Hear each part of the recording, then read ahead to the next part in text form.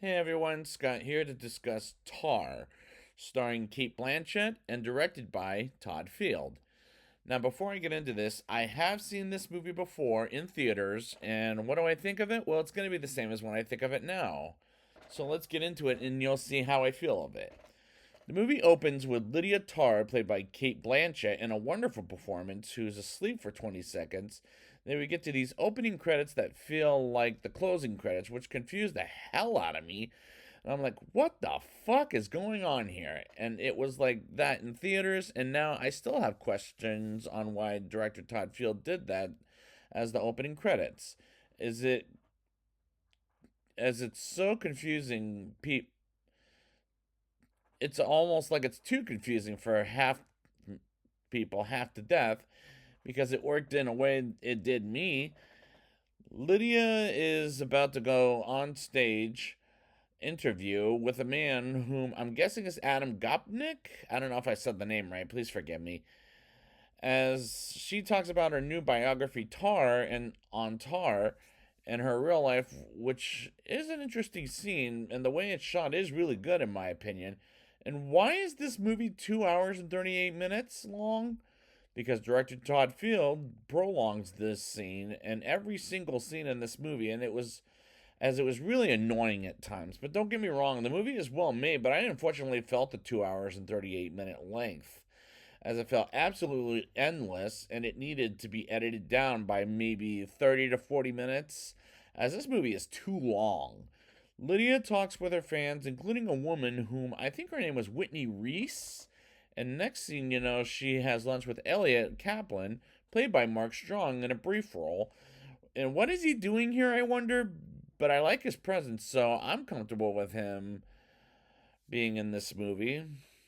While they notice someone staring at them, which is creepy, sure, as he and with Lydia are the only characters I like in this movie, and that's not saying much, as the other characters don't mean nothing to me for this whole movie. Lydia teaches a music class at Juilliard University and humiliates a student named Max, and that scene does go on a bit too long. And I don't get what the point of that scene is, other than it shows her as she's a music teacher, but we have other scenes that show it too. And it gets to the point where I'm like, I get it. She's a music teacher. I don't need a life story of this character as it gets too prolonged. Lydia lets her assistant Francesca go for the remainder of the day as she plays the piano for the night, and the next day she goes on an airplane to fly home with her wife and daughter while Francesca gets a weird email from Krista Taylor. She sounds desperate, and do I care? Absolutely not. Because I don't even know what the hell she is for this whole movie until later in the film, nor any of the characters in this movie. And that to me is very confusing on who she is talking about or about someone. And I don't even get half of these people's names. Like, I just don't care, which is so unfortunate. And I could barely understand what they're saying whatsoever.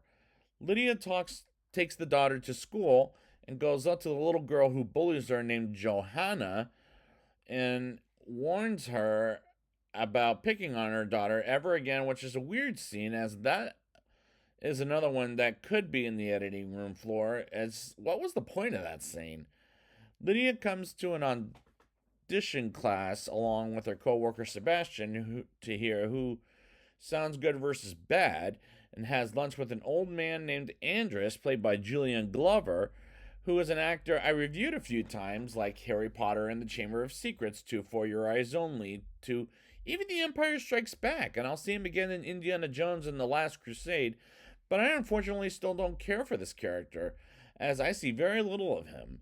Lydia goes out for a jog and hears some screaming, and I thought, what the hell was that?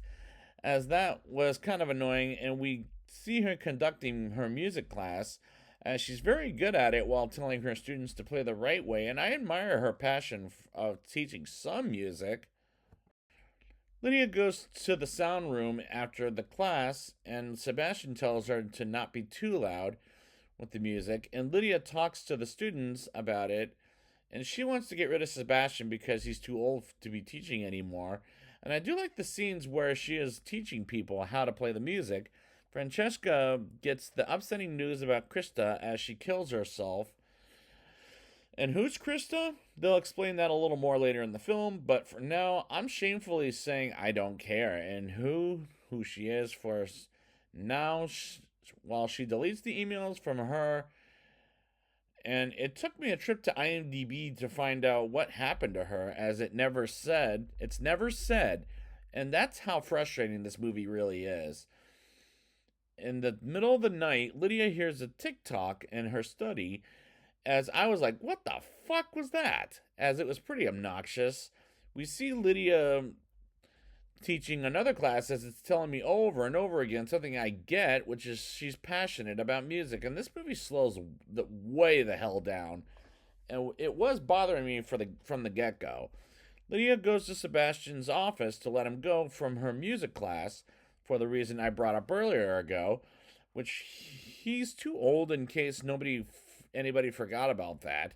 Lydia sees emails from Krista and how she wants her dead, and she decides to have a lunch meeting with another student from Berlin, which is in Germany. And this scene was kind of weird as to watch, as the student felt awkward and nervous around Lydia, which was a tad bit painful to watch. Lydia has a neighbor who asks if she has her mother's newspaper, and she says no, which did feel pretty damn odd. And we once again see her in the middle of the night and jogging the next morning and teaches her class, and this is getting a little too repetitive in my opinion. Lydia receives word about Krista Taylor, who's accusing her for wanting her dead, among other things, and talks with Andrus about the accusation from Krista towards Lydia, as Lydia is worried about her career in life, as she should be for reasons. I do not know why, but to be fair, Cate Blanchett should get the Oscar for Best Actress for this role, despite this movie is slowing down quite a bit. Lydia makes an uneasy decision of Sebastian's replacement and has to pick someone who is experienced instead of the student she fought very hard to pick for the orchestra, and trains a violinist to play the music she wants. And I do like the way the violinist plays the music, I'll say. Lydia gets home while her wife Sharon, I guess that's her wife's name, goes out with her sister, while the daughter hides from the babysitter, who freaks the little girl out, and she tests the violinist while in her case. It works out while being investigated by a detective, and Francesca betrays her while she goes to her house with Sharon. As she gets there, Francesca is not there and is asked to leave by her landlord, and we learn she resigned, as it's never clear for my ears.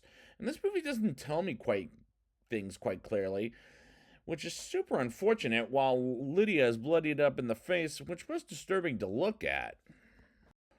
Lydia has a piece of skin that burns as she goes to the doctor 3 or 4 days later, and next thing you know, she gets text messages of her saying the wrong things during a class session, and we both know that's bullshit, because that's not the way she said it.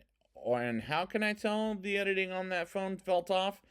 As she's in the middle of an accusation with Krista Taylor, and these scenes are absolutely painful to watch. Just, fucking painful. Elliot visits Lydia and says it'll be the last time they ever see each other, as she goes to the book signing, and there are protesters there, as she does explain her book. And she gets back to her hotel room and she watches the video of her versus the protesters and asks the front desk for water off screen. And I was done with the movie at this point. Sharon and Lydia have a talk, and Sharon decides for her and their daughter to leave Lydia, as they split up after she gets back from her book signing, and Sharon tells the daughter not to speak with Lydia, and she hears from the neighbors saying to not rehearse while they sell their mother's place, and she makes an ass out of herself by singing and performing, which was stupid as hell, in my opinion. Lydia has an orchestra concert to perform, and Elliot performs it for her, as she's upset and forced off the stage, which was a terrible scene. Lydia buys herself a new place and watches the TV of how music works, and she tears. And I'm like, get to the point. I, I mean, come to get to the end of the movie, as this is getting very boring. While a man comes to her new place as she's renting it, and this movie is dragging by the end for half the movie. Lydia goes out of the country for job interviews and goes place to place in the foreign country like a waterfall, which was a beautifully shot scene, and stays at a hotel and gets a message to feel better about her jet lag, but doesn't feel well anyways, and teaches at an Asian country school, I'll say, and performs an orchestra, and the climax drags quite a bit as this whole fucking movie. Now it's time for the rating. I'll give this movie a 4.8 out of 10. Don't get me wrong, Kate Blanchett is phenomenal in the film, as she should get the Best Actress Oscar, and I'm comfortable with Mark Strong's presence in this movie is welcoming. But the other characters, I have nothing to say about them, as this movie is way too long to the point it needed 30 to 40 minutes cut out, as director Todd Field prolongs these scenes to the point it goes way too far, as I felt the 2 hour and 38-minute length, as it was endless. The cinematography is good, but this tells a character story, and I don't want that in any Best Picture nominee that focuses on them in every single fucking scene, as it can get annoying half the time. And I wish I liked the movie better than I did, but unfortunately it slows way the hell down. And other than Lydia and Elliot, I don't know any of these characters in this movie, so unfortunately I have to give this a mild non-recommendation because it was boring and confusing at times. So I'd like to thank you guys for joining me, and next time I will be back with Triangle of Sadness, and until then, and the Oscar goes to